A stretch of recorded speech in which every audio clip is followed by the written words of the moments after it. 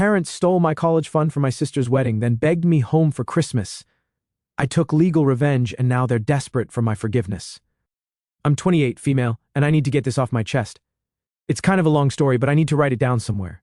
I'm Mel, and I haven't talked to my parents or my sister, I'll call her Jen, in 8 years.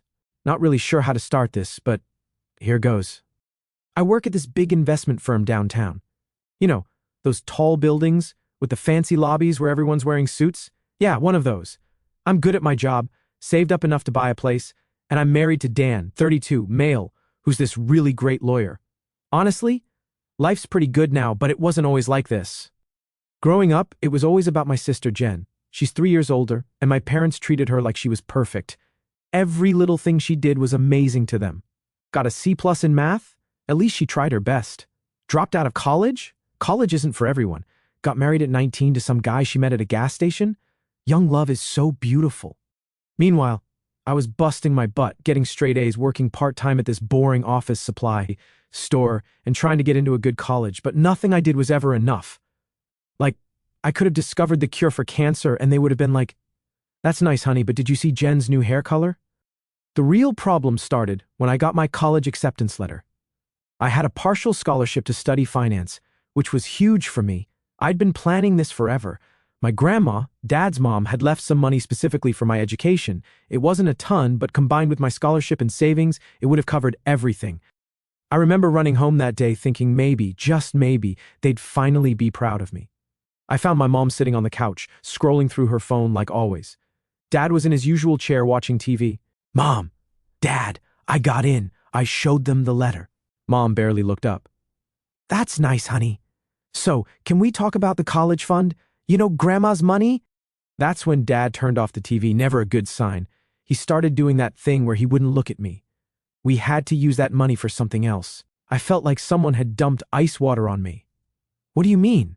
"Well, Jen's wedding is coming up, and you know how expensive weddings are." I just stood there trying to process what I was hearing. They'd taken my college fund, the money my grandma left specifically for my education, and spent it on Jen's third wedding. Yeah, you read that right, third. She'd already had 2 failed marriages by 23. I lost it. Started yelling about how unfair it was, how they always picked Jen over me. Mom got defensive, saying I was being selfish and should be happy for my sister. Dad just sat there looking uncomfortable like he always did when there was conflict. That night, I packed my bags and left. Only took what could fit in my car. I drove to my Aunt Pat's house. She's my mom's sister, but they barely talk because Mom says she's too opinionated. Translation: Aunt Pat actually calls them out on their BS. Aunt Pat took me in without question. I found out later that she'd been saving money for her son's college fund, but he'd passed away in a car accident a few years before. She offered to help me with college, but I only accepted on the condition that I'd pay back every cent. College was rough. Really rough. I was taking full-time classes while working at this cafe that always smelled like burnt coffee, had to maintain a certain GPA to keep my scholarship, so I basically lived in the library. But you know what? I did it. Graduated with honors, got a job at the investment firm where I still work, and paid back every cent to Aunt Pat within 2 years. That's also where I met Dan. He was handling some legal stuff for the firm, and we kept running into each other in the break room. He asked me out for coffee, and the rest is history.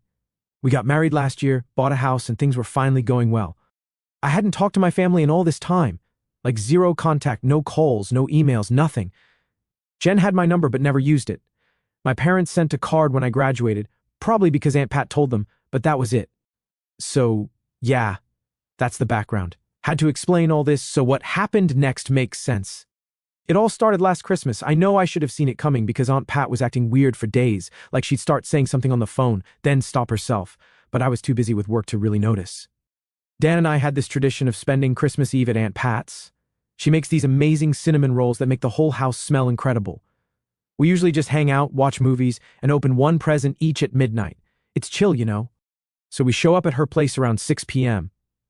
I'm carrying this huge tray of my attempt at sweet potato casserole, probably not as good as hers. But I try, and Dan's got the gifts. The moment I opened the door, I knew something was wrong. There were too many coats on the rack, too many shoes by the door. Then I heard them, my mom's laugh, my dad's voice, my sister Jen talking loudly about something. I literally froze in the doorway. Dan walked right into me because I stopped so suddenly. The casserole almost went flying. 8 years. It had been 8 years since I'd seen any of them, and there they were, sitting in Aunt Pat's living room like they belonged there. Mom's hair was mostly gray now. She used to dye it religiously. Dad had gotten pretty heavy, and Jen looked exactly the same, except now she had 2 kids I'd never met, clinging to her legs. Aunt Pat came rushing over looking like she was about to cry. "Mel, I'm so sorry. They just showed up an hour ago. I tried to call, but your phone went straight to voicemail. My phone was in my bag on silent because of work stuff. Great timing, right?" I couldn't move, physically couldn't make my feet work. Dan put his hand on my back and whispered, "We can leave if you want." But before I could answer, my mom spotted me. "Mel, sweetheart!" She came rushing over like we'd seen each other yesterday and tried to hug me. I stepped back so fast I bumped into Dan again. "What are you doing here?" My voice came out weird, too high. "It's Christmas," Mom said, like that explained everything. "Families should be together on Christmas." Dad was still sitting in his chair doing that awkward half-wave thing. Jen was busy with her kids, but I could see her watching me. The kids, God, I didn't even know their names then, looked confused. The older one, a boy around 7, whispered something to Jen, probably asking who I was. I went straight to the kitchen. Needed to put down the casserole before I dropped it. Needed to breathe. The kitchen had always been my safe space at Aunt Pat's house. I'd spent so many hours there doing homework or helping her bake. Dan followed me and he's good like that. Always knows when I need backup. "You okay?" I shook my head, not trusting myself to speak. Aunt Pat came in looking miserable. They showed up saying they wanted to make things right. I told them it wasn't a good idea to surprise you like this, but you know your mother.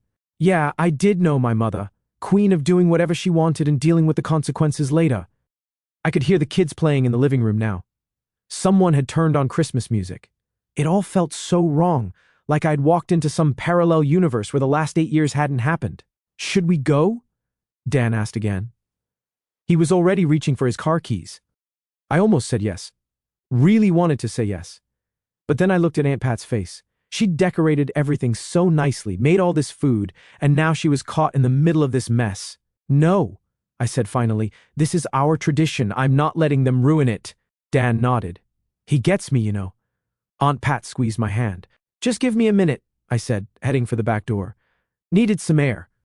It was freezing outside. I hadn't grabbed my coat, but the cold felt good. Helped clear my head. I could see through the kitchen window everyone moving around inside, looking so normal, like a regular family on Christmas Eve. That's when my mom came out. Didn't even bring a coat for me. Typical.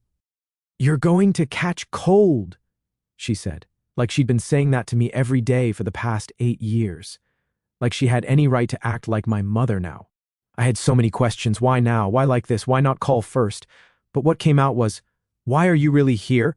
Well, she started doing that thing where she takes forever to get to the point. "It's about Jen." Of course it was about Jen. When wasn't it about Jen? "What about her?" "She's going through some changes." I waited. Mom always does this. Talks in circles until someone makes her get to the point. Finally she said, "Jen's getting divorced again." I just stared at her like, was that supposed to be news? Jen getting divorced was like the sun rising, happened pretty regularly, and she needs some time to rebuild her life, to find herself. Something in her tone made me nervous. "What does that have to do with me?" That's when Dad came out. Still no coat for me, by the way. He had this look on his face, the same one he had when he told me they'd spent my college fund. "Mel," he said, trying to sound all businesslike, "you've done well for yourself. Good job, nice house, stable marriage." I didn't like where this was going at all. I thought they came to apologize or feel some regret, but no. Even after all these years, they still wanted to use me to help Jen. We were thinking, Mom jumped in, "Maybe you could take Ben and Lisa for a while." I legit thought I'd heard wrong. "Take them. Just until Jen gets back on her feet," Dad added quickly. "She needs time to sort things out, find a new place, maybe go back to school." I stood there trying to process what they were saying. They wanted me, who they hadn't spoken to in 8 years, to take custody of Jen's kids. "Are you serious right now?" "It makes perfect sense," Mom said, like she was suggesting I water her plants while she was on vacation. "You've got that big house. Dan's got a good job and you work from home sometimes. I work from home like twice a month." Still, the kids would have stability, structure, and Jen really needs this chance to what? I interrupted. "Party? Find husband number 4? Mom's face got all pinched. "That's not fair." "Not fair." I laughed, but not because anything was funny. "You know what's not fair?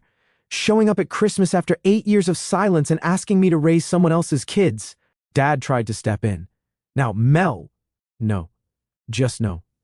Where's Jen anyway? Why isn't she asking me herself? Right on cue, Jen appeared in the doorway. She must have been listening the whole time. There you are, she said, like we were all just hanging out. I was wondering where everyone went. The kids were with her. Ben looking sleepy and Lisa clutching this stuffed rabbit that had seen better days. These are your aunt and uncle, Jen told them, pointing at me and Dan, who'd quietly appeared behind me with my coat. Aunt Mel and Uncle Dan? The kids just stared at us. Can't blame them. Ben's 7, Lisa's 5, Jen continued, like she was introducing her pets or something. They're really good kids. Super independent. Ben can even make his own breakfast. The way she said it, like that was a selling point, made my stomach hurt. A 7-year-old shouldn't have to make his own breakfast. Dan spoke up for the first time. This seems like something that needs more discussion. Maybe not on Christmas Eve. Bless him for trying to be diplomatic. But Jen wasn't having it. What's there to discuss? You guys have everything. Big house, good jobs, no kids. It's perfect. I just need like 6 months, maybe a year tops. A year? Well, yeah. Gotta get my life together, you know. Maybe travel a bit, figure out what I want. What about their dad? I asked. Jen waved her hand dismissively. Oh, he's useless. Probably in Vegas or something. I had to ask, which one? Dad number 1, 2, or 3? Mom gasped. Mel! But Jen just laughed. Number 2? Number 1 moved to Canada. And number 3, well, that marriage got annulled, so he doesn't really count. I couldn't deal with this. Turned to go inside, but Jen grabbed my arm. Come on, sis. Help me out here. I need this. I'm suffocating. I looked at her hand on my arm, looked at the kids, looked at my parents who were watching this whole thing, like it was going to work out just the way they planned. Or no, one simple word should have been the end of it. After that disaster of a Christmas Eve, I thought things would calm down, like maybe they'd get the message and leave us alone. Yeah, I was wrong. Jen started showing up at our house. At first, it was just random visits with the kids. She'd bring them over saying stuff like they should get to know their aunt and uncle. I felt bad for Ben and Lisa, so I'd let them in. They're actually sweet kids when Jen isn't around. But then the visits got weird. She started coming alone, always when she knew Dan would be working from home. I didn't think much of it at first. Dan works from home on Tuesdays and Thursdays, and I'm usually at the office those days. It was our neighbor who first said something. She's this older lady who lives next door and basically sees everything that happens on our street. She caught me getting my mail one day and was like, "Your sister sure dresses up to visit your husband." I was confused. What do you mean? Oh, you know, always wearing those little dresses when she comes by, even in this cold. And she stays for hours sometimes. That's when things clicked. All those times Jen just happened to stop by when Dan was home alone, always needing his legal advice about her divorce. I asked Dan about it that night. He looked really uncomfortable, which isn't like him at all. I was going to tell you, he said. It's been getting inappropriate. Turns out Jen had been hardcore flirting with him for weeks. She'd show up in these tiny outfits, always finding excuses to lean over his desk or touch his arm. Dan kept trying to be professional because, 1, he's a decent human being, and 2, she's technically his client for the custody stuff we're dealing with. But the last straw, she literally told him, and I quote, "You know, if you ever get tired of the boring version, you could always upgrade to the fun sister." The boring version. She meant me. My own sister called me boring while hitting on my husband. Dan shut it down immediately, told her she needed to find different legal representation and that she wasn't welcome at our house anymore when I wasn't home. I was furious. Called Jen right away. She picked up all cheerful like nothing was wrong. "Hey sis, I was just thinking about stopping by tomorrow." "Stay away from my husband." She laughed, actually laughed. "Oh, come on. We were just having fun. Dan's been so helpful with all this legal stuff." "Jen, I swear to God, you're overreacting. Besides, it's not my fault if Dan finds me attractive. I mean, we all know I was always the pretty one." I hung up, called my parents because surely they'd see how messed up this was. Mom's response, "You know how Jen gets when she's stressed. Maybe if you'd agreed to take the kids, she wouldn't be acting out like this. I can't even make this stuff up." Dan suggested we install security cameras. Said we might need evidence of her behavior for what he thinks is coming. He's dealt with enough custody cases to recognize the signs. I wanted to believe he was wrong. I wanted to believe Jen would at least pretend to be a decent mother, if not for herself, then for her kids. But Dan was right. The next morning, we woke up to the doorbell ringing over and over. Something felt wrong. I got up, pulled open the curtains, and there they were, Jen's kids, Ben and Lisa, sitting on our front steps. No jackets, no gloves, just two small suitcases beside them, and Lisa clutching that beat-up stuffed rabbit like it was the only thing keeping her together. I bolted for the door, barely aware that Dan was right behind me. The second I opened it, the freezing air hit me like a slap, but it didn't matter. Ben stood up stiffly, rubbing his arms. "Aunt Mel?" His voice was too quiet, too resigned, like he already knew he wasn't supposed to expect much from adults. Dan was already scooping Lisa up, rubbing her frozen hands between his. I grabbed Ben's suitcase. It was light. Too light. When I opened it later, I'd find just a few shirts, some underwear, and nothing else. Then I saw the note. It was crumpled in Ben's tiny fist. He hesitated before handing it to me like he was already bracing for disappointment. I unfolded it with shaking hands. "They're your problem now. I need to live my life. Jen." I felt the ground drop out from under me for a second. I couldn't breathe, couldn't think, couldn't process the sheer cruelty. She left them. She actually left them like they were some inconvenient baggage she could just dump and forget about. I clenched the note so hard it nearly ripped. I was shaking, with rage, with disbelief, with something so raw I couldn't even name it. Dan's voice was tight with barely contained fury. "Get them inside now." I scooped up Ben, even though he was too big to carry, and slammed the door shut behind us. Jen was gone, and she wasn't coming back. After that, Dan went into full lawyer mode. He's usually pretty laid back, but I've never seen him so angry. He got the kids inside while I grabbed their suitcases. The bags were barely packed, like a couple of t-shirts and some underwear thrown in. Lisa's stuffed rabbit was there, thankfully. She can't sleep without it. We documented everything, took photos of the note, the suitcases, everything. Thank God for our security cameras. They caught Jen dropping the kids off at 4:30 a.m. and driving away in her beat-up Honda. While I was making the kids breakfast, they were starving, hadn't eaten since dinner the night before. Dan was making calls. A lot of calls. He contacted CPS first, then the police to file a report, then his law partner who specializes in family cases. My parents showed up around noon. Turns out Jen had texted them saying, "Kids are with Mel now, all good." Like it was totally normal to dump your children on someone's doorstep and disappear. Mom started with her usual excuses. "Jen's just overwhelmed. She needs time. She'll come back when she's ready." Dan shut that down real quick. "This isn't about Jen anymore. This is child abandonment. It's a crime." Dad tried arguing, "But they're family. We can handle this privately." "No," Dan said. "We're doing this by the book. Those kids deserve better than being pawns in Jen's games." That's when my mom started crying. "But if you report her, she'll get in trouble." "Yeah," I said. "That's kind of the point." The kids were watching TV in the other room, but I know they could hear everything. Ben kept looking over at us with this worried expression.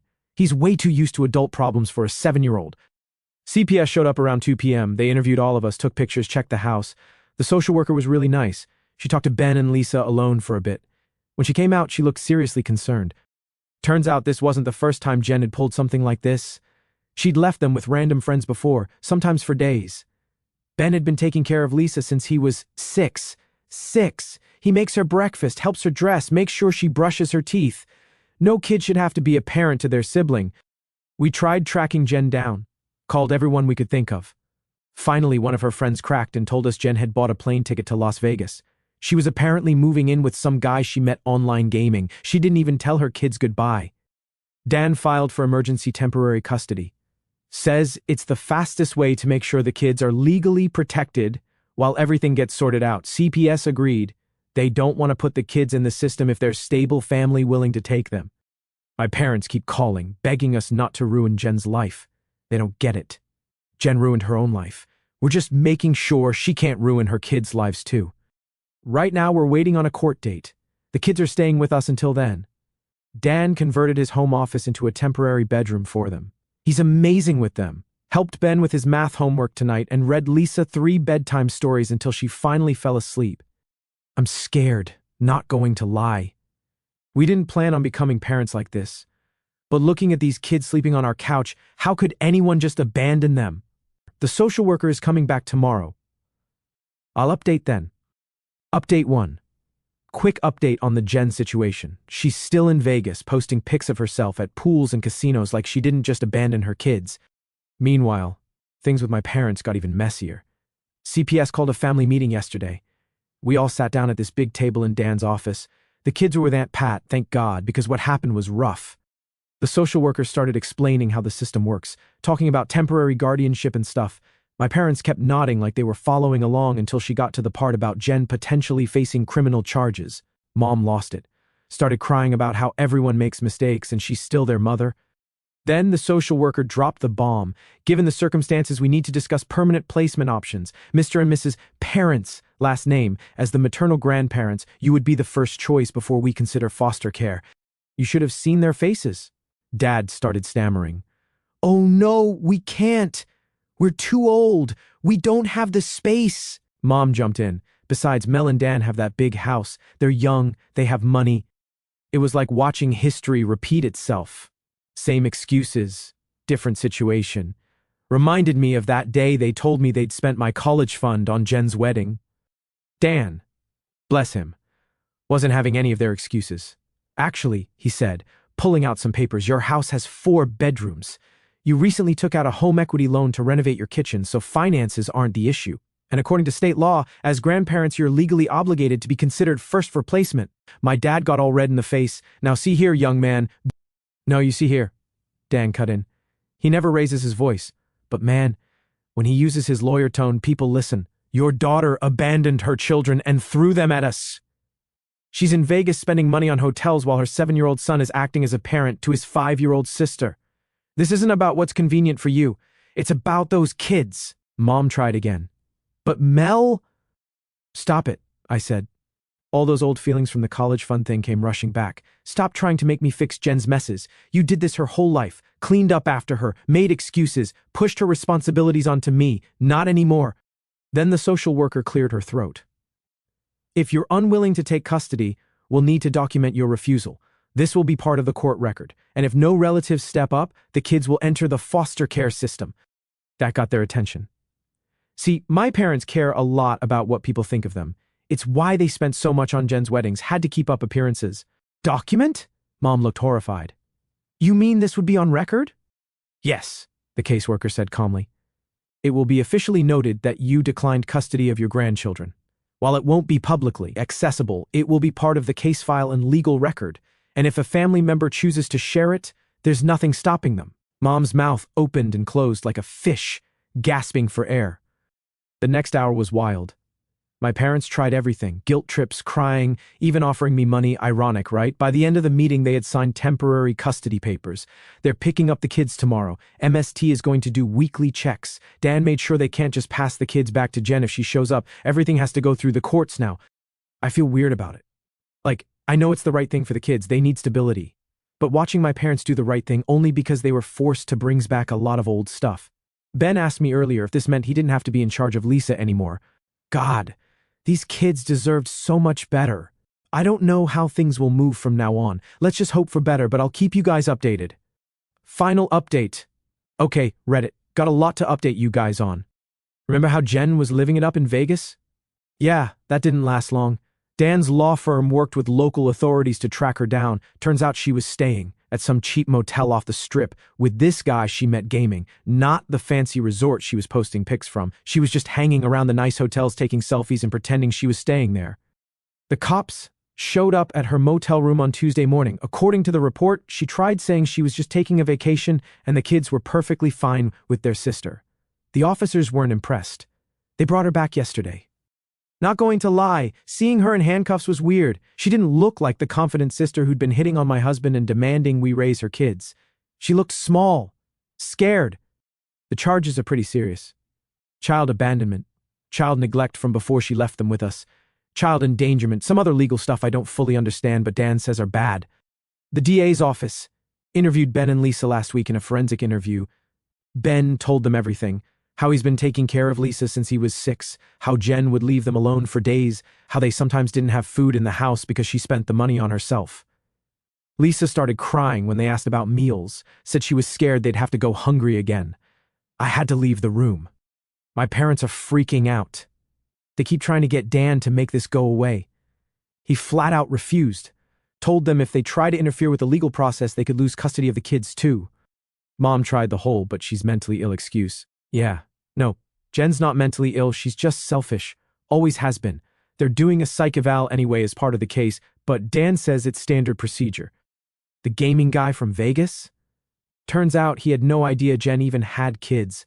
She told him she was this rich single girl looking for adventure. He actually contacted Dan's office when he found out the truth, wanting to help with the case, sent screenshots of all their conversations, where she bragged about having no responsibilities and being totally free.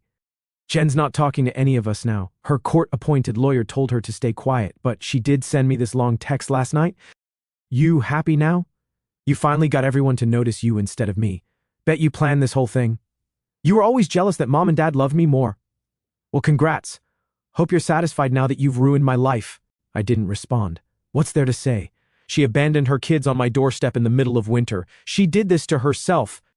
They even searched her motel room. Found receipts for designer clothes and expensive restaurants. She had money. She just chose to spend it on herself instead of her kids. And yeah, it's been 6 months since everything went down with Jen. The court case finally wrapped up last week. Jen took a plea deal, 18 months in state prison with possibility of parole after 12 months, plus 5 years probation after release. She also lost all parental rights. The judge wasn't playing around, said something about how the systematic neglect and final abandonment showed a complete disregard for her children's well-being. My parents actually got their act together, which honestly surprised everyone. I think finally seeing all the evidence in court, hearing what Ben and Lisa had been through, changed something. Mom actually stood up in court and said Jen needed to face consequences. Never thought I'd see that happen. The kids are doing better. Like actually better, not just putting on a brave face better. They're still living with my parents, but there's been a complete change in how things work. My parents had to take parenting classes as part of the custody agreement. Dan's idea, he's scary smart about this stuff. They've set up proper bedrooms, got the kids into good schools, and take them to therapy every week. My parents tried reaching out after everything settled. Dad sent this long email about how sorry he was about the college fund, how he sees things differently now. Mom keeps trying to call, saying she wants to start fresh. But you know what? Some things you can't just apologize away. 8 years of silence, then they only show up when they need something. Nah, I'm done. Aunt Pat's been amazing through all this. She visits the kids at my parents' house regularly to make sure they're actually being taken care of properly. The kids adore her. They call her Grandma Pat, which honestly feels more right than my parents being grandparents. Jen's in prison where she belongs. She sent me this dramatic letter full of excuses and self-pity, talking about how prison changed her and how she sees everything differently now. Not one word asking about her kids. Classic Jen. That letter went straight in the trash. Dan and I see the kids every other weekend, but not at my parents' house. We pick them up and take them out. Movies, parks, normal aunt and uncle stuff. Ben asked me last week if I was mad at my parents. I told him the truth, that grown-ups sometimes have complicated feelings about each other, but that doesn't change how much we love him and Lisa. People keep asking if I'll ever forgive my parents or Jen. Honestly, some things you can't come back from. Yeah, they're taking care of the kids now, but only because they were forced to. They haven't changed, they just ran out of options. So here we are. The kids are safe. They have stability, even if it's not the perfect situation. As for my parents, we keep it strictly about the kids. No personal conversations, no unnecessary drama. Sometimes distance is the healthiest choice. And as for me, well, life moves forward. Oh, and I found out that I'm pregnant, and Dan is over the moon.